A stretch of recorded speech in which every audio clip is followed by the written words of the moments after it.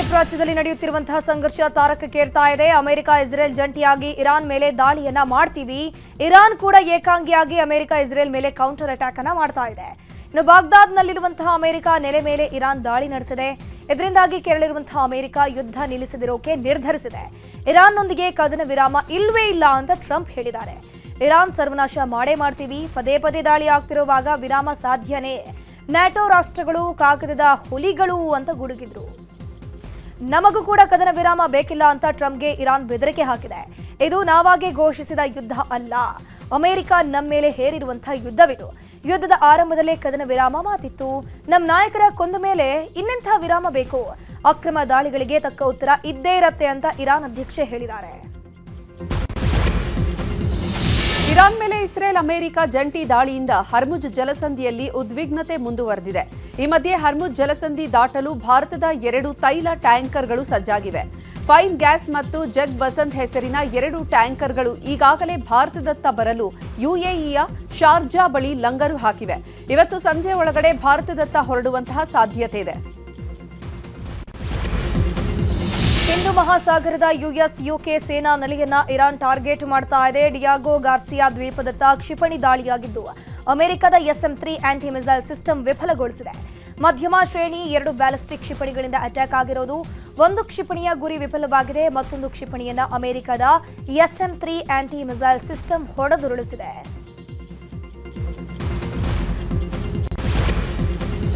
ಮಧ್ಯಪ್ರಾಚ್ಯ ದೇಶಗಳಲ್ಲಿನ ಯುದ್ಧದ ಪರಿಣಾಮ ಅಂತಾರಾಷ್ಟ್ರೀಯ ಮಾರುಕಟ್ಟೆಯಲ್ಲಿ ಭಾರತದ ರೂಪಾಯಿ ಮೌಲ್ಯ ದಾಖಲೆ ಮಟ್ಟಕ್ಕೆ ಕುಸಿದಿದೆ. ಇತಿಹಾಸದಲ್ಲೇ ಮೊದಲ ಬಾರಿಗೆ ಅಮೆರಿಕದ $1ಗೆ ರೂಪಾಯಿ ಮೌಲ್ಯ 94ರ ಗಡಿ ದಾಟಿದೆ. $1ಗೆ 94.01 ರೂಪಾಯಿ ತಲುಪಿ ಸಾರ್ವಕಾಲಿಕ ಕನಿಷ್ಠ ಮಟ್ಟಕ್ಕೆ ಕುಸಿದಿದೆ. ಪಶ್ಚಿಮ ಏಷ್ಯಾದಲ್ಲಿ ಇರಾನ್, ಅಮೆರಿಕ ಮತ್ತು ಇಸ್ರೇಲ್ ನಡುವಿನ ಯುದ್ಧ ತೀವ್ರಗೊಂಡಿರುವುದು ಹಾಗೂ ಜಾಗತಿಕವಾಗಿ ಇಂಧನ ಪೂರೈಕೆಯಲ್ಲಿ ವ್ಯತ್ಯಯವಾಗಿರುವುದು ರೂಪಾಯಿ ಮೌಲ್ಯ ಕುಸಿತಕ್ಕೆ ಪ್ರಮುಖ ಕಾರಣ. ಇರಾನ್ ಇಸ್ರೇಲ್ ಯುದ್ಧದಿಂದಾಗಿ ಗ್ಯಾಸ್ ಸಮಸ್ಯೆ ಹೆಚ್ಚಳವಾಗಿದೆ. LPG ಗ್ಯಾಸ್ ಸಿಗದೆ ಜನರು ಪರದಾಡುವಂತಾಗಿದೆ. ಈ ಹೊತ್ತಲ್ಲೇ ಹೋಟೆಲ್, ರೆಸ್ಟೋರೆಂಟ್ಗಳಿಗೆ ಗುಡ್ ನ್ಯೂಸ್ ಒಂದು ಸಿಕ್ಕಿದೆ. ರಾಜ್ಯಗಳಿಗೆ ಹೆಚ್ಚುವರಿಯಾಗಿ ಶೇಕಡ 20ರಷ್ಟು ಅನಿಲ ಹಂಚಿಕೆ ಮಾಡುವುದಾಗಿ ರಾಜ್ಯಗಳಿಗೆ ಪೆಟ್ರೋಲಿಯಂ ಇಲಾಖೆ ಕಾರ್ಯದರ್ಶಿ ಪತ್ರ ಬರೆದಿದ್ದಾರೆ. ಒಟ್ಟಾರೆ ಎಲ್ಲಾ ರಾಜ್ಯಗಳಿಗೆ ಶೇಕಡ 50ರಷ್ಟು LPG ಹಂಚಿಕೆಯಾಗಲಿದ್ದು ರೆಸ್ಟೋರೆಂಟ್, ಡಾಬಾಗಳು, ಹೋಟೆಲ್ಗಳು, ಕೈಗಾರಿಕಾ ಕ್ಯಾಂಟೀನ್ಗಳು, ಆಹಾರ ಸಂಸ್ಕರಣೆ, ಡೈರಿ, ಸರ್ಕಾರಿ ಕ್ಯಾಂಟೀನ್ಗಳಿಗೆ ಆದ್ಯತೆ ನೀಡೋಕೆ ರಾಜ್ಯಗಳಿಗೆ ಸೂಚನೆಯನ್ನ ನೀಡಲಾಗಿದೆ. ಸ್ವಿಗ್ಗಿ, ಝೊಮ್ಯಾಟೊಗಳಿಗೂ ಗ್ಯಾಸ್ ಸಂಕಷ್ಟ ಎದುರಾಗಿದೆ. ಗ್ಯಾಸ್ ಸಿಲಿಂಡರ್ ಇಲ್ಲದೆ ಹೋಟೆಲ್ಗಳಲ್ಲಿ ಮೆನು ಕಡಿತವಾಗಿದ್ದು ಸಿಲಿಂಡರ್ ಇಲ್ಲದೆ ಕೆಲ ಹೋಟೆಲ್ಗಳಿಗೆ ಬೀಗ ಹಾಕಲಾಗಿದೆ. ಇದರಿಂದಾಗಿ ಸ್ವಿಗ್ಗಿ, ಝೊಮ್ಯಾಟೊಗಳಿಗೆ ಆರ್ಡರ್ ಸಿಗದೆ ಸಿಬ್ಬಂದಿಯೂ ಕಂಗಾಲಾಗಿದ್ದಾರೆ. ಇದರ ಮಧ್ಯೆ ಝೊಮ್ಯಾಟೊದಲ್ಲಿ ಫುಡ್ ಆರ್ಡರ್ ಮತ್ತಷ್ಟು ದುಬಾರಿಯಾಗಿದ್ದು ಪ್ರತಿ ಆರ್ಡರ್ಗೆ 2.40 ಪ್ಲಾಟ್ಫಾರ್ಮ್ ಶುಲ್ಕ ಏರಿಕೆ ಮಾಡಲಾಗಿದೆ.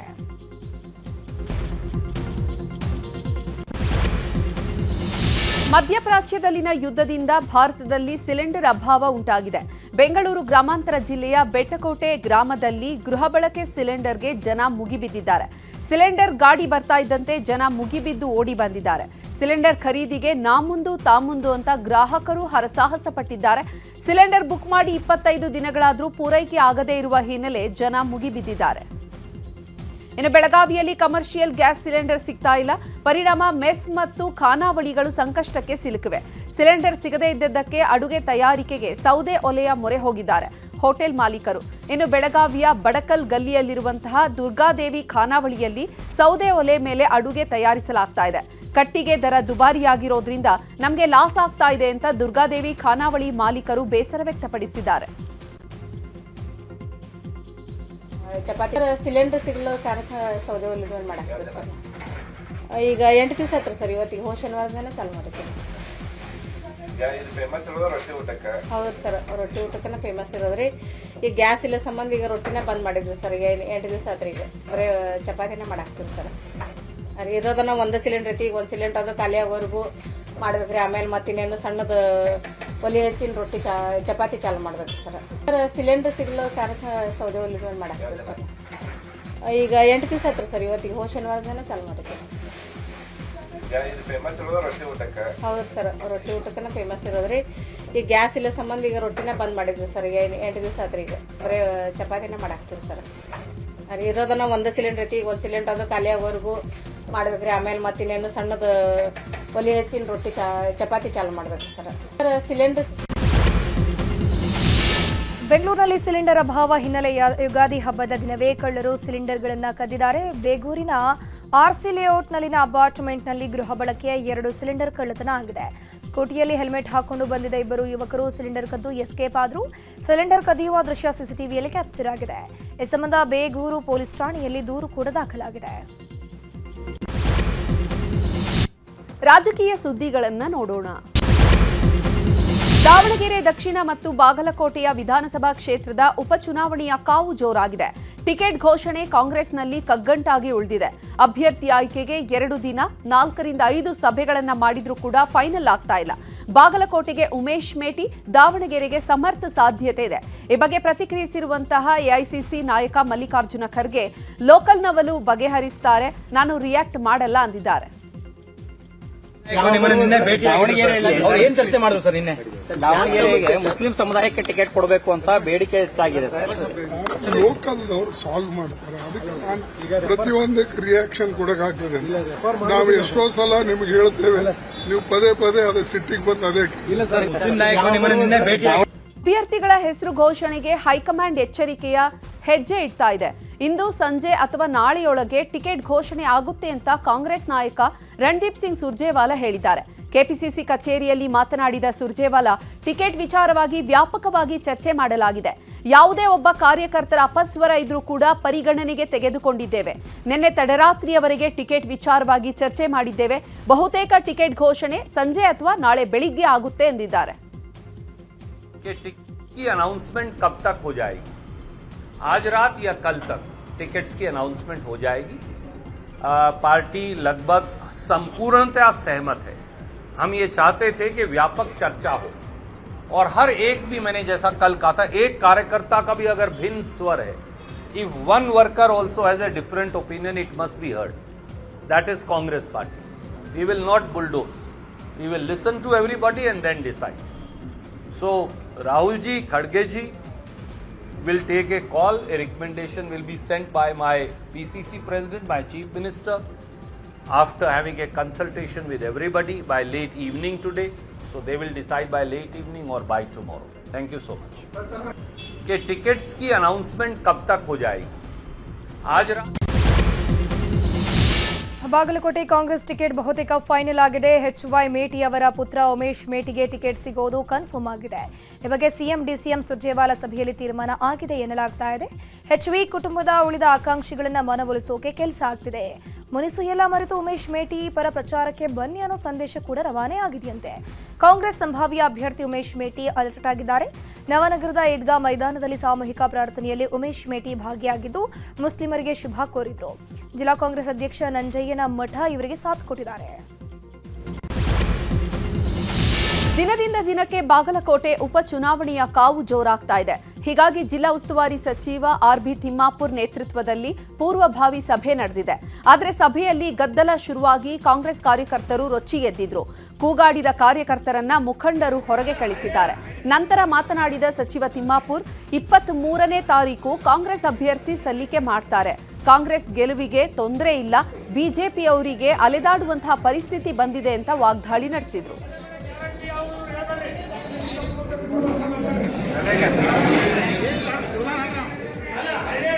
ಸೋಮವಾರ 23ರಂದು 12:30ರಿಂದ 2:30 ಗಂಟೆ ಒಳಗಡೆ ನಾಮನಿರ್ದೇಶನ ಮಾಡ್ತಾ ಇದ್ದಾರೆ. ನಾಮನಿರ್ದೇಶನಕ್ಕೆ ಸನ್ಮಾನ್ಯ ಮುಖ್ಯಮಂತ್ರಿಗಳು, ಕರ್ನಾಟಕ ರಾಜ್ಯದ ಹಲವಾರು ಕ್ಯಾಬಿನೆಟ್ ಸಚಿವರು ಬರ್ತಾ ಇದ್ದಾರೆ. ಈ ಚುನಾವಣೆ ಬಹುತೇಕ ಕಾಂಗ್ರೆಸ್ಸಿನ ಗೆಲುವಿಗೆ ಏನು ತೊಂದರೆ ಇಲ್ಲ. ಹಲವಾರು ನಾಯಕರ ಜೊತೆಗೂಡಿಸ್ಕೊಂಡು ಚುನಾವಣೆ ಮಾಡ್ತಕ್ಕಂಥದ್ದು.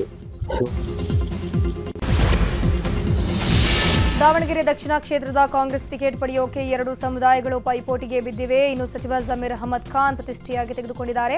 ಮುಸ್ಲಿಂ ಸಮುದಾಯಕ್ಕೆ ಟಿಕೆಟ್ ಪಡೆದೇ ತೀರ್ತೀನಿ ಅಂತ ಜಮೀರ್ ಹೇಳಿದ್ದಾರೆ. ಈಗಾಗಲೇ ಹೈಕಮಾಂಡ್ಗೆ ಸೆಡ್ಡು ಹೊಡೆದು ಶಾಮನೂರು ಶಿವಶಂಕರಪ್ಪ ಅವರ ಕುಟುಂಬ ನಾಮಪತ್ರ ಸಲ್ಲಿಕೆ ಮಾಡಿದೆ. ಈ ನಡುವೆ ಇಂದು ಅಥವಾ ನಾಳೆಯೊಳಗೆ ಕಾಂಗ್ರೆಸ್ ಅಭ್ಯರ್ಥಿ ಯಾರು ಅನ್ನೋದು ಘೋಷಣೆ ಆಗಲಿದೆ. ದಾವಣಗೆರೆ ದಕ್ಷಿಣ ಉಪಚುನಾವಣೆ ವಿಚಾರದ ಬಗ್ಗೆ ಜೆಡಿಎಸ್ನ ಮಾಜಿ ಶಾಸಕ ಎಚ್.ಎಸ್. ಶಿವಶಂಕರ್ ಮಾತನಾಡಿದ್ದಾರೆ. ಒಂದು ಕಾಲದಲ್ಲಿ ನಮ್ಮ ಮನೆಗೆ ಬಿ ಫಾರಂ ಬರುತ್ತೆ ಅನ್ನೋ ಕಾಲ ಇತ್ತು. ಇವತ್ತು ಬಿ ಫಾರಂಗೆ ಅಲೆಯುವ ಕಾಲ ಬಂದಿದೆ. ನಮ್ಮ ಬೆಂಬಲ ಎನ್ಡಿಎ ಅಭ್ಯರ್ಥಿ ಶ್ರೀನಿವಾಸ ದಾಸರಿ ಕರಿಯಪ್ಪಗಿರುತ್ತೆ. ನಮ್ಮ ಪಕ್ಷದಿಂದ ಕೇಂದ್ರ ಸಚಿವ ಕುಮಾರಸ್ವಾಮಿ ಹಾಗೂ ನಿಖಿಲ್ ಕುಮಾರಸ್ವಾಮಿ ಪ್ರಚಾರಕ್ಕೆ ಬರ್ತಾರೆ. ಹಣ ಬಲದಿಂದ ಚುನಾವಣೆ ಮಾಡೋಕೆ ಸಾಧ್ಯ ಇಲ್ಲ. ಜನ ಬಲ ಸಾಬೀತಾಗತ್ತೆ. ಮುಸ್ಲಿಮರಿಗೆ ಕಾಂಗ್ರೆಸ್ ಟಿಕೆಟ್ ಕೊಟ್ರೆ ಹೆಚ್ಚು ಪೈಪೋಟಿ ಆಗತ್ತೆ ಅಂತ ಮಾಜಿ ಶಾಸಕ ಎಚ್.ಎಸ್. ಶಿವಶಂಕರ್ ಹೇಳಿದ್ದಾರೆ. ನಮ್ಮ ಪಕ್ಷ ಸಂಪೂರ್ಣವಾಗಿ ಬೆಂಬಲ ಕೊಡುತ್ತೆ. ನಾಮಿನೇಷನ್ ಪತ್ರಿಕೆ ಸಲ್ಲಿಸೋ ಸಂದರ್ಭದಲ್ಲಿ ನಾವು ಸಂಪೂರ್ಣವಾಗಿ ಪಾಲ್ಗೊಳ್ತೇವೆ. ಕೇಂದ್ರ ಸಚಿವರು ಕುಮಾರಸ್ವಾಮಿ ಅವರು ಕೂಡ ಬರ್ತಾರೆ. ನಿಖಿಲ್ ಕುಮಾರಸ್ವಾಮಿ ಅವರು ಬಂದು ಪಾಲ್ಗೊಂಡು ಗೆಲುವಿಗೆ ನಾವು ಶ್ರಮಿಸ್ತೇವೆ ಅಂತ ನಾನು ಈ ಸಂದರ್ಭದಲ್ಲಿ ಹೇಳಲಿಕ್ಕೆ ಬಯಸ್ತೇನೆ.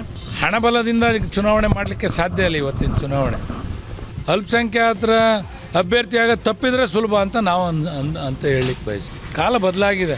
ಒಂದು ಕಾಲದಲ್ಲಿ ನಮ್ಮ ಮನೆಗೆ ಬಿ ಫಾರಂ ಬರ್ತಾವೆ ಅನ್ನೋ ಕಾಲ ಇತ್ತು. ಈಗ ಬಿ ಫಾರಮ್ಗೆ ಅಲಿಯೋ ಕಾಲ ಬಂದಿದೆ. ನಮ್ಮ ಪಕ್ಷ ಸಂಪೂರ್ಣವಾಗಿ ಬೆಂಬಲ ಕೊಡುತ್ತೆ. ನಾಮಿನೇಷನ್ ಪತ್ರಿಕೆ ಸಲ್ಲಿಸೋ ಸಂದರ್ಭದಲ್ಲಿ ನಾವು ಸಂಪೂರ್ಣವಾಗಿ ಪಾಲ್ಗೊಳ್ತೇವೆ. ಕೇಂದ್ರ ಸಚಿವರು ಕುಮಾರಸ್ವಾಮಿ ಅವರು ಕೂಡ ಬರ್ತಾರೆ. ನಿಖಿಲ್ ಕುಮಾರಸ್ವಾಮಿ ಅವರು ಬಂದು ಪಾಲ್ಗೊಂಡು ಗೆಲುವಿಗೆ ನಾವು ಶ್ರಮಿಸ್ತೇವೆ ಅಂತ ನಾನು ಈ ಸಂದರ್ಭದಲ್ಲಿ ಹೇಳಲಿಕ್ಕೆ. ದಾವಣಗೆರೆ ದಕ್ಷಿಣ ಕ್ಷೇತ್ರದ ಟಿಕೆಟ್ಗೆ ಮುಸ್ಲಿಂ ನಾಯಕರ ಬೇಡಿಕೆ ವಿಚಾರದ ಬಗ್ಗೆ ರಾಜ್ಯಸಭಾ ಸದಸ್ಯ ನಾಸಿರ್ ಹುಸೇನ್ ಪ್ರತಿಕ್ರಿಯಿಸಿದ್ದಾರೆ. ಆಕಾಂಕ್ಷಿಗಳೆಲ್ಲರೂ ಕೂಡ ಸಿಎಂ ಡಿಸಿಎಂ ಸುರ್ಜೇವಾಲಾ ಖರ್ಗೆ ಭೇಟಿ ಮಾಡಿ ಟಿಕೆಟ್ ಕೇಳಿದ್ದಾರೆ. ನಮ್ಮ ವೀಕ್ಷಕರು ಸರ್ವೆ ಮಾಡಿ ಉಸ್ತುವಾರಿಗೆ ವರದಿ ಸಲ್ಲಿಸಿದ್ದಾರೆ. ಅವರು ಹೈಕಮಾಂಡ್ಗೆ ವರದಿಯನ್ನು ಸಲ್ಲಿಸಿರಬಹುದು. ಇಂದು ಸಂಜೆ ಅಥವಾ ನಾಳೆ ಸಂಜೆಯೊಳಗೆ ಟಿಕೆಟ್ ಘೋಷಣೆ ಆಗಬಹುದು. ಎರಡೂ ಕಡೆ ನಾವು ಗೆಲ್ಲಬೇಕು ಅಂತ ಅಭ್ಯರ್ಥಿಯನ್ನು ಆಯ್ಕೆ ಮಾಡಬೇಕು ಅಂದ್ರು. ಇನ್ನು ಇದೇ ವಿಚಾರವಾಗಿ ಮಾಜಿ ಕೇಂದ್ರ ಸಚಿವ ಸಿಎಂ ಇಬ್ರಾಹಿಂ ಕೂಡ ಪ್ರತಿಕ್ರಿಯಿಸಿದ್ದಾರೆ. ಕಾಂಗ್ರೆಸ್ ಪಕ್ಷ ಏನು ತೀರ್ಮಾನ ಮಾಡುತ್ತೆ ನನಗೆ ಗೊತ್ತಿಲ್ಲ. ಅಲ್ಲಿರುವಂತಹ ಮುಸಲ್ಮಾನರ ನಾಯಕರು ಎಷ್ಟು ಶಕ್ತಿ ತೋರಿಸಲಿ ನೋಡೋಣ ಅಂತ ಸಚಿವ ಜಮೀರ್ಗೆ ಪರೋಕ್ಷವಾಗಿ ಚಾಲೆಂಜ್ ಹಾಕಿದ್ದಾರೆ. ಇನ್ನು ಮುಸ್ಲಿಂ ನಾಯಕರಿಗೆ ಟಿಕೆಟ್ ಸಿಗುವ ವಿಶ್ವಾಸ ಇದೆ ಅಂತ ಜೆಡಿಎಸ್ ನಾಯಕ ಅಮಾನುಲ್ಲಾ ಖಾನ್ ಹೇಳಿದ್ದಾರೆ. ಅಬ್ಸರ್ವರ್ಸ್ ಹೋಗಿದ್ದಾರೆ. ಅವರು ಎಲ್ಲ ಆಕಾಂಕ್ಷಿಗಳದ್ದು ಅಪ್ಲಿಕೇಶನ್ಸ್ ತೊಗೊಂಡಿದ್ದಾರೆ, ಅನಾಲಿಸಿಸ್ ಮಾಡಿದ್ದಾರೆ, ಸರ್ವೆ ಮಾಡಿ ಎಲ್ಲ ನಮ್ಮ ಉಸ್ತುವಾರಿಗೆ ಸಬ್ಮಿಟ್ ಮಾಡಿದ್ದಾರೆ. ಉಸ್ತುವಾರಿ ಅದನ್ನು ಮುಖ್ಯಮಂತ್ರಿ ಅವ್ರ ಜೊತೆಯಲ್ಲಿ ಮತ್ತು PCC ಪ್ರೆಸಿಡೆಂಟ್ ಅವ್ರ ಜೊತೆಯಲ್ಲಿ ಚರ್ಚೆ ಮಾಡಿ ಅದನ್ನು ಹೈಕಮಾಂಡಿಗೆ ಪುಟ್ಟಪ್ ಮಾಡ್ತಾರೆ. ಮಾಡಿರ್ಬೋದು ಇಷ್ಟವರೆಗೆ. ಹೈಕಮಾಂಡಿಗೆ ಪುಟ್ಟಪ್ ಮಾಡಿದಾಗ ಇವತ್ತು ಸಾಯಂಕಾಲ ಅಥವಾ ನಾಳೆ ಸಂಡೇ, ಯಾಕಂದರೆ ಮಂಡೇ ಲಾಸ್ಟ್ ಡೇಟ್ ಇದೆ, ನಾಳೆ ಮಧ್ಯಾಹ್ನ ಅಥವಾ ಸಾಯಂಕಾಲವರೆಗೆ ಯಾರು ಅಭ್ಯರ್ಥಿ ಅನ್ನೋದು AICCಯಿಂದ ನಾವು ಅನೌನ್ಸ್ ಮಾಡ್ತೀವಿ. ಕಾಂಗ್ರೆಸ್ ಪಕ್ಷ ಏನು ತೀರ್ಮಾನ ಮಾಡೋದು ಅಂತ ನನಗೆ ಗೊತ್ತಿಲ್ಲ. ಅದರಲ್ಲಿರ್ತಕ್ಕಂಥ ಮುಸ್ಲಿಂ ನಾಯಕರು ಎಷ್ಟು ಶಕ್ತಿ ಏನಿದೆ ಅನ್ನೋಕ್ಕಂಥದ್ದು ಅವರು ತೋರಿಸ್ತಾರೆ ಅಂತ ತಿಳ್ಕೊಂಡಿದ್ದೀನಿ ನಾನು. ಅವರೆಲ್ಲರೂ ಒಂದಾಗಿ ಕೇಳಿದ್ದಾರೆ. ನೋಡೋಣ ಅದ್ರ ಮೇಲೆ ಏನು ನಿರ್ಣಯ ಆಗುತ್ತೆ ಅಂತ. ಖಂಡಿತ ಅಲ್ಲಾಹನಲ್ಲಿ ನಂಬಿಕೆ ಕೂಡ ಇದೆ. ಸರ್ವರಿಗೂ ಸಮಪಾಲು, ಸರ್ವರಿಗೂ ಸಮಬಾಳು, ಸಾಮಾಜಿಕ ನ್ಯಾಯ ಸಿಗಲಿ ಅಂತ ನಾನಾದರೂ ಕೂಡ ಅಲ್ಲಾಹನಲ್ಲಿ ಬೇಡ್ಕೊಂಡಿದ್ದೀನಿ. ಸಿಗುವ ನಿರೀಕ್ಷೆ ಇದೆ. ಸಂಪೂರ್ಣವಾಗಿ ಭಾನುವಾರದವರೆಗೆ ಸಿಗ್ಬೋದು. ನಿನ್ನೇನು ನಡೆದ ಬೆಂಗಳೂರಿನಲ್ಲಿ ಸಭೆ ಮತ್ತು ಬೆಳವಣಿಗೆ ಅದನ್ನು ನೋಡಿದರೆ ಇದು ಇವತ್ತು ಸುಲಭವಾಗಿ ತೀರ್ಮಾನ ಆಗುವ ಕಾಣ್ತಾ ಇಲ್ಲ. ಇದು ಮತ್ತೆ ದೆಹಲಿಗೆ ಹೋಗಿದೆ. ದೆಹಲಿ ಅಂಗಳಕ್ಕೆ ವರ್ಗಾಯಿಸಿದ್ದಾರೆ ವರಿಷ್ಠರು. ಅದು ಅಲ್ಲಿ ಚರ್ಚೆ ಆಗಿದ ನಂತರ ನಾಳೆ ಸಂಜೆವರೆಗೆ ತೀರ್ಮಾನ ಬರುವುದು ಅನ್ನೋ ನಿರೀಕ್ಷೆ ಇದೆ. ಸಂಪೂರ್ಣವಾಗಿ ಎಲ್ಲರೂ ಕೂಡ ನಿರೀಕ್ಷೆ ಇಟ್ಕೊಂಡಿದ್ದಾರೆ. ಟಿಕೆಟ್ ಕಗ್ಗಂಟು ಮಧ್ಯೆ ಕಾಂಗ್ರೆಸ್ನಲ್ಲಿ ಸಚಿವ ಸ್ಥಾನಕ್ಕಾಗಿ ಸಮರ ಜೋರಾಗಿದೆ. ನಮಗೂ ಸಚಿವ ಸ್ಥಾನ ಬೇಕು ಅಂತ ಕೆಲ ಶಾಸಕರು ಪಟ್ಟು ಹಿಡಿದಿದ್ದಾರೆ. ಈ ಬಗ್ಗೆ ಬಳ್ಳಾರಿಯಲ್ಲಿ ಮಾತನಾಡಿದ ಶಾಸಕ ನಾರಾ ಭರತ್ ರೆಡ್ಡಿ, ಬೆಂಗಳೂರಿನಲ್ಲಿ 48 ಶಾಸಕರು ಸಭೆ ಮಾಡಿರೋ ವಿಚಾರ ನಿಜ. ಮೊದಲ ಬಾರಿ ಗೆದ್ದವರು, ಎರಡನೇ ಬಾರಿ ಗೆದ್ದವರು ಸೇರಿ ಸಭೆಯನ್ನ ಮಾಡಿದ್ದೀವಿ. ಯುವಕರಿಗೆ ಸಚಿವ ಸ್ಥಾನ ನೀಡುವಂತೆ ಮನವಿಯನ್ನ ಮಾಡಿದ್ದೇವೆ. ಯುವಕರನ್ನ ಸಚಿವರನ್ನಾಗಿ ಮಾಡಿದ್ರೆ ಮುಂದೆ ಪಕ್ಷಕ್ಕೆ ಒಳ್ಳೆಯದಾಗಲಿದೆ. ಅಧಿವೇಶನ ಬಳಿಕ ಹೈಕಮಾಂಡ್ ನಾಯಕರನ್ನ ಭೇಟಿಯಾಗಿ ನಮ್ಮ ಬೇಡಿಕೆ ಇಡಲಿದ್ದೀವಿ ಅಂತ ಭರತ್ ರೆಡ್ಡಿ ಹೇಳಿದ್ದಾರೆ. ಇನ್ನು ಇದೇ ವಿಚಾರವಾಗಿ ರಾಮನಗರದಲ್ಲಿ ಶಾಸಕ ಇಕ್ಬಾಲ್ ಹುಸೇನ್ ಕೂಡ ಮಾತನಾಡಿದ್ದಾರೆ. DK ಶಿವಕುಮಾರ್ ಈಗೆಲ್ಲ ಶಾಸಕರು ಸೇರಿ ನಮ್ಮ ಅಧ್ಯಕ್ಷರಾದಂಥ DK ಶಿವಕುಮಾರ್ ಸಾಹೇಬ್ರನ್ನ ಮತ್ತು ಮುಖ್ಯಮಂತ್ರಿಗಳಾದಂಥ ಸಿದ್ದರಾಮಯ್ಯ ಸಾಹೇಬ್ರನ್ನ ಈ ಅಧಿವೇಶನ ಟೈಮಲ್ಲಿ ಭೇಟಿಯಾಗಿ ನಮ್ಮದು ಈ ಥರ ಯುವಕರು ಫಸ್ಟ್ ಟೈಮರ್ಸು, ಸೆಕೆಂಡ್ ಟೈಮರ್ಸ್, ಆಲ್ಮೋಸ್ಟ್ ಎಲ್ಲರೂ ಬಂದಿದ್ದರು. ಫಸ್ಟ್ ಟೈಮರ್ಸ್, ಸೆಕೆಂಡ್ ಟೈಮರ್ಸು ನಮ್ಮಲ್ಲಿ ಯಾರು ನಿಮಗೆ ಸೂಕ್ತವಾದಂಥ ಅಭ್ಯರ್ಥಿ ಅನ್ನಿಸ್ತಾರೋ ಅಂಥವ್ರಿಗೆ ಸಚಿವ ಸ್ಥಾನ ಕೊಡಬೇಕಂತೇಳಿ ಮೊನ್ನೆ ಒಂದು ಮೀಟಿಂಗನ್ನು ಎಲ್ಲರೂ ಮಾಡಿದ್ವಿ. ಅದ್ರ ಜೊತೆಗೆ ಸಮಾನ ಮನಸ್ಕರು, ಯಾಕಂದರೆ ಯುವಕರಿಗೆ ಆದ್ಯತೆಯನ್ನು ಕೊಟ್ಟರೆ ಇನ್ನು ಯುವಕರನ್ನ ದೊಡ್ಡ ಮಟ್ಟದಲ್ಲಿ ಪಾರ್ಟಿಗೆಲ್ಲ ತೊಗೊಂಡ್ಬರ್ಬೋದು, ಪಾರ್ಟಿಗೆ ಕಷ್ಟ ಬೀಳ್ಬೋದು ಅಂತೇಳಿ ಅದರ ಜೊತೆಗೆ ಮುಂಬರುವಂಥ ದಿನಮಾನದಲ್ಲಿ ನಾವೆಲ್ಲರೂ ಒಂದು 45 ರಿಂದ 48 ಜನ ಶಾಸಕರು ಡೆಲ್ಲಿ ಕೂಡ ಹೋಗಿ ನಮ್ಮ ಮನವಿ 3ನೇ ಸಲ 4ನೇ ಸಲ ಗೆದ್ದವರೆಲ್ಲರೂ ಕೂಡ ಒಗ್ಗಟ್ಟಾಗಿ ಸೇರಿ ಅವ್ರದ್ದೇ ಆದಂಥ ಒಂದು ರೀತಿ ನೀತಿನಲ್ಲಿ ನಾವು ಕೂಡ ಸರ್ಕಾರದ ಮೇಲೆ ಒಂದಷ್ಟು ಬೇಡಿಕೆಯನ್ನು ಇಡಬೇಕು, ನಾವು ಸಚಿವರಾಗಬೇಕಂತೇಳಿ ಅವ್ರು ಬೇಡಿಕೆ. ಸೊ ಅದೇ ರೀತಿ 1ನೇ ಸಲ 2ನೇ ಸಲ ಗೆದ್ದವ್ರು ನಾವ್ಯಾಕೆ ಒಗ್ಗಟ್ಟಲ್ಲಿ ಸೇರಬಾರ್ದು, ನಾವು ಒಗ್ಗಟ್ಟಲ್ಲಿ ಸೇರೋಣ. ನಾವು ಒಂದಷ್ಟು ಸರ್ಕಾರಕ್ಕೆ ನಾವು ಕೂಡ ನಮ್ಮ ಬೇಡಿಕೆಯನ್ನು ಮನವಿಗಳನ್ನು ನಾವು ಕೊಡೋಣ. ಮಾನ್ಯ ಮುಖ್ಯಮಂತ್ರಿಗಳಿಗೆ ಮತ್ತು ಉಪಮುಖ್ಯಮಂತ್ರಿಗಳು ನಮ್ಮದೇ ಆದಂಥ ನೋವನ್ನು ನಾವು ಅಹವಾಲನ್ನು ಹೇಳ್ಕೊಳ್ಳೋಣ ಅಂದ್ಬಿಟ್ಟು ನಾವೆಲ್ಲ ಸೇರಿದ್ವಿ, ಊಟ ಮಾಡಿದ್ವಿ. ಸುಮಾರು ಒಂದು 55 ಜನ ನಾವೆಲ್ಲರೂ ಕೂಡ ಒಗ್ಗಟ್ಟಾಗಿ ಸೇರಿದ್ವಿ. ಕ್ರೈಮ್ ಸುದ್ದಿಗಳನ್ನು ನೋಡೋಣ. ಚಿಕ್ಕಬಳ್ಳಾಪುರ ಜಿಲ್ಲೆಯಲ್ಲಿ ಬೆಂಕಿ ಹಚ್ಚಿ ಮಹಿಳೆಯ ಕೊಲೆಗೆ ಯತ್ನಿಸಿರುವಂತಹ ಆರೋಪ ಕೇಳಿಬಂದಿದೆ. ಚಿಂತಾಮಣಿ ನಗರದ ಕೆಜಿಎನ್ ಬಡಾವಣೆಯಲ್ಲಿ ಲಕ್ಷ್ಮೀ ದೇವಮ್ಮ ಎಂಬ ಮಹಿಳೆಯ ಹತ್ಯೆಗೆ ಯತ್ನ ನಡೆದಿರುವ ಆರೋಪ ಕೇಳಿಬಂದಿದೆ. ರಾತ್ರಿ ನಿದ್ದೆಯಲ್ಲಿ ಮಲಗಿದ್ದಾಗ ಲಕ್ಷ್ಮೀ ದೇವಮ್ಮ ಮೇಲೆ ಪೆಟ್ರೋಲ್ ಸುರಿದು ಬೆಂಕಿ ಹಚ್ಚಿರುವಂತಹ ಶಂಕೆ ಇದೆ. ಬೆಂಕಿಯಿಂದ ಲಕ್ಷ್ಮೀ ದೇವಮ್ಮ ದೇಹ 30% ಸುಟ್ಟು ಹೋಗಿದೆ. ಗಾಯಾಳುವನ್ನ ಬೆಂಗಳೂರಿನ ವಿಕ್ಟೋರಿಯಾ ಆಸ್ಪತ್ರೆಗೆ ರವಾನಿಸಲಾಗಿದೆ. ಈ ಘಟನಾ ಸ್ಥಳಕ್ಕೆ ಬೆರಳಚ್ಚು ತಜ್ಞರು ಎಸ್ಪಿ ಕುಶಾಲ್ ಚೌಕ್ಸೆ ಭೇಟಿ ನೀಡಿ ಪರಿಶೀಲನೆ ನಡೆಸಿದ್ದಾರೆ. ಚಿಂತಾಮಣಿ ಗ್ರಾಮಾಂತರ ಪೊಲೀಸ್ ಠಾಣೆಯಲ್ಲಿ ಪ್ರಕರಣ ದಾಖಲಾಗಿದೆ.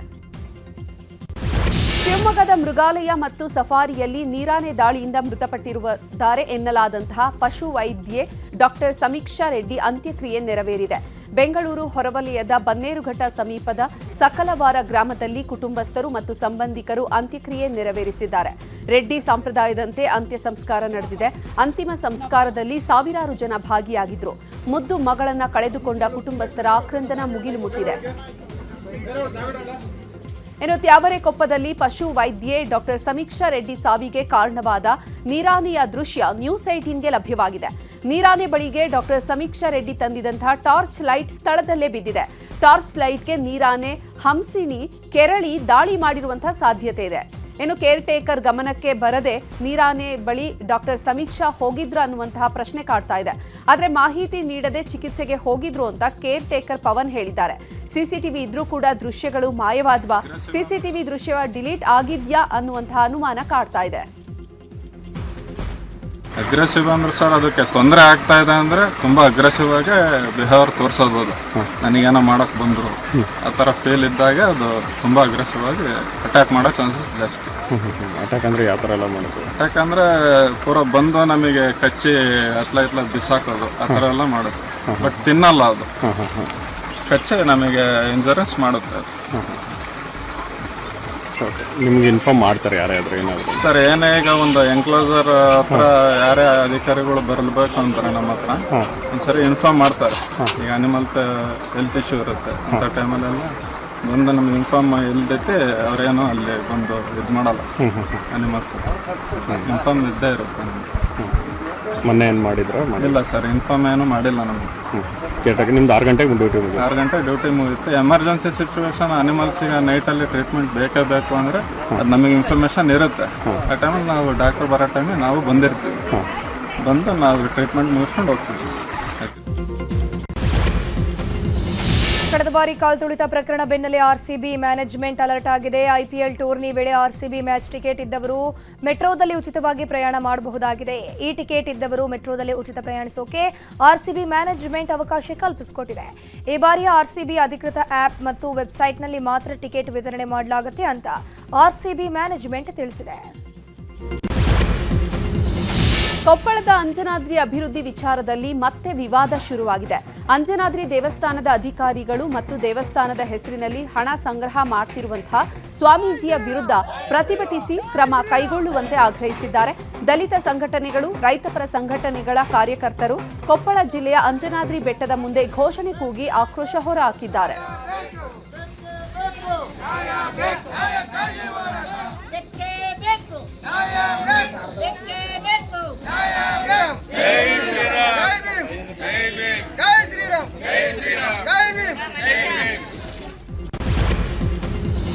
ಹಾವೇರಿಯ ಚೌಡಣ್ಣೆಯಪುರದಲ್ಲಿರುವಂತಹ ಗುಗ್ಗಳ ಜಾತ್ರೆ ನಡೆದಿದ್ದು ಬೆಚ್ಚಿ ಬೀಳುವಂತಹ ಪವಾಡವೊಂದು ನಡೆದು ಹೋಗಿದೆ. ಜಾತ್ರೆಯಲ್ಲಿ ಕಣ್ಣಿನ ಹುಬ್ಬು, ಗಲ್ಲ, ನಾಲಿಗೆಗೆ ಶಸ್ತ್ರ ಚುಚ್ಚಿಸಿಕೊಂಡು ಸಾಹಸ ಪ್ರದರ್ಶನ ಮಾಡಿದ್ದಾರೆ. ನಾಲಿಗೆಯ ಮೂಲಕ 101 ಗಂಟೆಗಳ ದಾರ ಎಳೆದಿದ್ದು ನೋಡುಗರ ಅಚ್ಚರಿಗೊಳಿಸಿದೆ. ಮಂಜುನಾಥ ಈಶಪ್ಪ ಚಕ್ರಸಾಲಿ ಪವಾಡಕ್ಕೆ ಜನರು ಶ್ಲಾಘನೆ ವ್ಯಕ್ತಪಡಿಸಿದ್ದು ಜಾತ್ರೆಯಲ್ಲಿ ಹರ ಹರ ಮಹಾದೇವ ಘೋಷಣೆ ಮೊಳಗಿತು.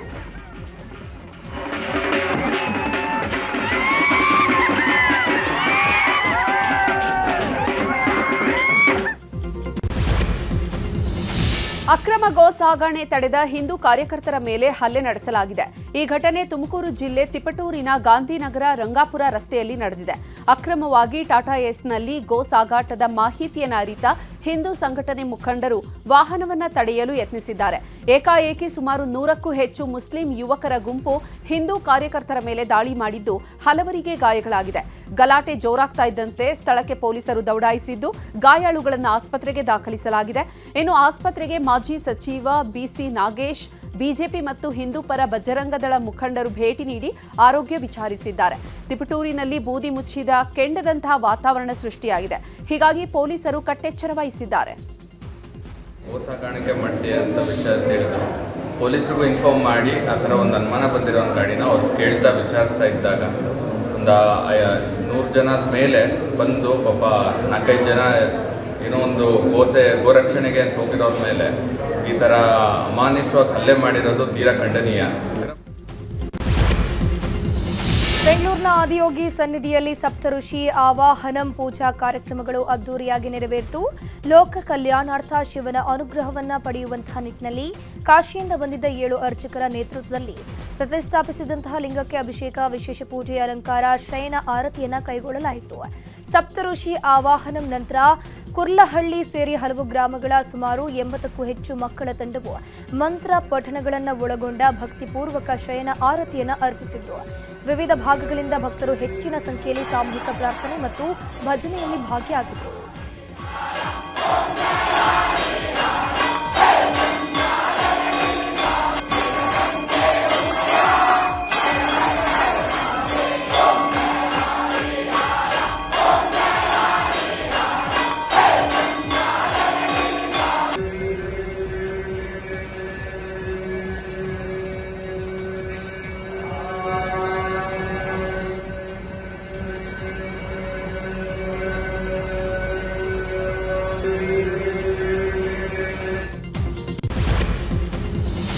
ದೇಶದ ಸುದ್ದಿಗಳನ್ನು ನೋಡೋಣ. ಅಕ್ರಮ ಆನ್ಲೈನ್ ಬೆಟ್ಟಿಂಗ್ ದಂಗೆಗೆ ಕೇಂದ್ರ ಸರ್ಕಾರ ಬಿಗ್ ಶಾಕ್ ನೀಡಿದೆ. ಯುವ ಪೀಳಿಗೆಯನ್ನು ದಾರಿ ತಪ್ಪಿಸುವ ಮತ್ತು ಆರ್ಥಿಕ ವಂಚನೆಗೆ ಕಾರಣವಾಗುವ 100 ಬೆಟ್ಟಿಂಗ್ ಆಪ್ಗಳ ವಿರುದ್ಧ ಕಠಿಣ ಕ್ರಮ ಕೈಗೊಂಡಿದೆ. ಕೇಂದ್ರ ಸರ್ಕಾರದ ಎಲೆಕ್ಟ್ರಾನಿಕ್ಸ್ ಮತ್ತು ಐಟಿ ಸಚಿವಾಲಯವು ಸುಮಾರು 300ಕ್ಕೂ ಹೆಚ್ಚು ಆನ್ಲೈನ್ ಬೆಟ್ಟಿಂಗ್ ಆಪ್ ಮತ್ತು ವೆಬ್ಸೈಟ್ಗಳನ್ನು ನಿಷೇಧಿಸಿದೆ. ಇವುಗಳಲ್ಲಿ ಬಹುತೇಕವು ವಿದೇಶಿ ಮೂಲದ ಆಪ್ಗಳಾಗಿದ್ದು ಭಾರತದಲ್ಲಿ ಕಾನೂನುಬಾಹಿರವಾಗಿ ಕಾರ್ಯನಿರ್ವಹಿಸ್ತಾ ಇದ್ವು. ಈ ಆಪ್ಗಳು ಕ್ರಿಕೆಟ್ ಸೇರಿದಂತೆ ವಿವಿಧ ಕ್ರೀಡೆಗಳ ಮೇಲೆ ಜೂಜಾಟಕ್ಕೆ ಅವಕಾಶವನ್ನು ನೀಡ್ತಾ ಇದ್ದು ಜನರನ್ನು ಆರ್ಥಿಕವಾಗಿ ನಷ್ಟಕ್ಕೆ ಒಳಪಡಿಸ್ತಾ ಇದ್ವು ಎನ್ನಲಾಗಿದೆ.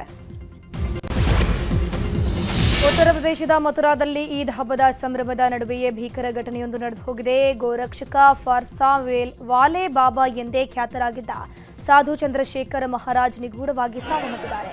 ಈ ಘಟನೆಯ ಬೆನ್ನಲ್ಲೇ ಮಥುರಾದ ದೆಹಲಿ ಆಗ್ರಾ ರಾಷ್ಟ್ರೀಯ ಹೆದ್ದಾರಿಯಲ್ಲಿ ಉದ್ರಿಕ್ತಗೊಂಡ ಭಕ್ತರು ಮತ್ತು ಗ್ರಾಮಸ್ಥರು ಭಾರೀ ಪ್ರತಿಭಟನೆ ಮತ್ತು ಕಲ್ಲು ತೂರಾಟ ನಡೆಸಿದ್ರಿಂದ ಪರಿಸ್ಥಿತಿ ಬಿಗಡಾಯಿಸಿದೆ. ಪ್ರಸಿದ್ಧ ಕೈಗಾರಿಕೋದ್ಯಮಿ ಮತ್ತು ರೇಮಂಡ್ ಗ್ರೂಪ್ನ ಅಧ್ಯಕ್ಷ ಗೌತಮ್ ಸಿಂಘಾನಿಯಾ ತೆರಳ್ತಾ ಇದ್ದಂತಹ ಸ್ಪೀಡ್ ಬೋಟ್ ಪಲ್ಟಿಯಾಗಿ ಅವಘಡ ಸಂಭವಿಸಿದೆ. ಮಾಲ್ಡೀವ್ಸ್ನಲ್ಲಿ ಅಪಘಾತ ಸಂಭವಿಸಿದ್ದು ಸ್ಪೀಡ್ ಬೋಟ್ ಅಪಘಾತಕ್ಕೊಳಗಾಗಿ ಗೌತಮ್ ಸಿಂಘಾನಿಯಾ ಗಾಯಗೊಂಡಿದ್ದಾರೆ. ಅಪಘಾತದ ನಂತರ ತುರ್ತು ವಿಮಾನದ ಮೂಲಕ ಮುಂಬೈಗೆ ಸಾಗಿಸಲಾಗಿದ್ದು ಯಾವುದೇ ಪ್ರಾಣಾಪಾಯ ಸಂಭವಿಸಿಲ್ಲ ಅಂತ ಗೌತಮ್ ಸಿಂಘಾನಿಯಾ ವಕ್ತಾರರು ತಿಳಿಸಿದ್ದಾರೆ. ಉತ್ತರ ಮತ್ತು ದಕ್ಷಿಣ ಬಿಹಾರವನ್ನು ಸಂಪರ್ಕಿಸುವ ಮತ್ತು ಬಿಹಾರದಲ್ಲಿ ಗಂಗಾ ನದಿಗೆ ನಿರ್ಮಿಸಲಾಗಿರುವ ಪ್ರಮುಖ ಸೇತುವೆಯಾಗಿರುವ ವಿಕ್ರಮಶಿಲಾ ಸೇತುವೆ ಕುಸಿತದ ಅಂಚಿನಲ್ಲಿದೆ. ಈ ಸೇತುವೆಯ ಗೋಡೆಗಳಲ್ಲಿ ಒಂದರಲ್ಲಿ ಬಿರುಕುಗಳು ಕಾಣಿಸಿಕೊಳ್ಳುವಂತೆ ಲಕ್ಷಣಗಳು ಕಾಣಿಸ್ತಾ ಇದೆ. ಸೇತುವೆಯ ಕಂಬಗಳನ್ನು ಸವೆತದಿಂದ ರಕ್ಷಿಸೋಕೆ ನಿರ್ಮಿಸಲಾದ ಗೋಡೆ ಕುಸಿಯೋ ಭೀತಿ ಶುರುವಾಗಿದ್ದು ಸೇತುವೆಯ ಕಾಮಗಾರಿಯ ಗುಣಮಟ್ಟದ ಬಗ್ಗೆ ಜನರು ಆಕ್ರೋಶವನ್ನು ವ್ಯಕ್ತಪಡಿಸ್ತಾ ಇದ್ದಾರೆ. ಪುದುಚೇರಿಯಲ್ಲಿ ಏಪ್ರಿಲ್ 9ರಂದು ನಡೆಯಲಿರುವ ವಿಧಾನಸಭಾ ಚುನಾವಣೆಗೆ ಬಿಜೆಪಿಯ 9 ಅಭ್ಯರ್ಥಿಗಳ ಪಟ್ಟಿಯನ್ನು ಬಿಡುಗಡೆ ಮಾಡಲಾಗಿದೆ. ಕಾಲಪೇಟ್ನಲ್ಲಿ ಪಿಎಂಎಲ್ ಕಲ್ಯಾಣ ಸುಂದರಂ ಮತ್ತು ತಿರುವನ್ನಲ್ಲರ್ನಲ್ಲಿ ಜಿಎನ್ಎಸ್ ರಾಜಶೇಖರನ್ ಅವರನ್ನು ಕಣಕ್ಕಿಳಿಸಿದೆ. ಕೇರಳ ವಿಧಾನಸಭಾ ಚುನಾವಣೆಗೆ ಬಿಜೆಪಿ ತನ್ನ ಅಭ್ಯರ್ಥಿಗಳ 3ನೇ ಪಟ್ಟಿಯನ್ನು ರಿಲೀಸ್ ಮಾಡಿದೆ. ಇದರಲ್ಲಿ 11 ಕ್ಷೇತ್ರಗಳ ಅಭ್ಯರ್ಥಿಗಳ ಹೆಸರಿದ್ದು ಕಾಂಗ್ರೆಸ್ ತೊರೆದು ಬಂದಿದ್ದ ಬಿಎಸ್ ಅನೂಪ್, ಆರ್ಎಸ್ ಅರುಣ್ ರಾಜ್ಗೂ ಟಿಕೆಟ್ ಸಿಕ್ಕಿದೆ. ಬಿಜೆಪಿ ಒಟ್ಟು 97 ಕ್ಷೇತ್ರಗಳಿಗೆ ಅಭ್ಯರ್ಥಿಯನ್ನು ಘೋಷಿಸಿದೆ. ಕೇರಳ ವಿಧಾನಸಭಾ ಚುನಾವಣೆಗೆ ಪಕ್ಷದ ಅಭ್ಯರ್ಥಿಗಳ ಪಟ್ಟಿಯಲ್ಲಿ ಮಹಿಳೆಯರ ಪ್ರಾತಿನಿಧ್ಯ ಅತ್ಯಂತ ಕಡಿಮೆ ಅಂತ ಕಾಂಗ್ರೆಸ್ ನಾಯಕಿ ಶಮಾ ಮೊಹಮ್ಮದ್ ತೀವ್ರ ಕಳವಳಿ ವ್ಯಕ್ತಪಡಿಸಿದರು. ಒಟ್ಟು 92 ವಿಧಾನಸಭಾ ಟಿಕೆಟ್ಗಳಲ್ಲಿ ಕೇವಲ 9 ಮಾತ್ರ ಮಹಿಳೆಯರಿಗೆ ಸಿಕ್ಕಿದೆ. ಇದರಲ್ಲಿ ಘೋಷಿಸಲಾದ 16 ಲೋಕಸಭಾ ಟಿಕೆಟ್ಗಳಲ್ಲಿ ಕೇವಲ 1 ಮಾತ್ರ ಮಹಿಳೆಯರಿಗೆ ನೀಡಲಾಗಿದೆ. ಇದು ತುಂಬಾ ದುಃಖಕರ ಅಂತ ಎಕ್ಸ್ನಲ್ಲಿ ಪೋಸ್ಟ್ ಹಾಕೊಂಡಿದ್ದಾರೆ. ವಿದೇಶದ ಸುದ್ದಿಯನ್ನ ನೋಡೋಣ. ಮಾರ್ಚ್ 16ರಂದು ಪಾಕಿಸ್ತಾನ ದಾಳಿಯಿಂದ ತತ್ತರಿಸಿದ ಅಫ್ಘಾನಿಸ್ತಾನದ ಕಾಬೂಲ್ಗೆ ಭಾರತ ಸರ್ಕಾರ ಮಾನವೀಯ ನೆರವು ನೀಡಿದೆ. 2.5 ಟನ್ ತೂಕದ ತುರ್ತು ಔಷಧಿಗಳು, ವೈದ್ಯಕೀಯ ಸರಬರಾಜುಗಳು ಮತ್ತು ಅಗತ್ಯ ಉಪಕರಣಗಳನ್ನು ವಿಮಾನದ ಮೂಲಕ ಕಾಬೂಲ್ಗೆ ರವಾನಿಸಲಾಗಿದೆ. 4 ದಿನಗಳ ಹಿಂದೆ ಕಾಬೂಲ್ನ ಆಸ್ಪತ್ರೆ ಮೇಲೆ ಪಾಕಿಸ್ತಾನ ಭೀಕರ ದಾಳಿ ಮಾಡಿತ್ತು. 400 ಮಂದಿ ಮೃತಪಟ್ಟಿದ್ರು.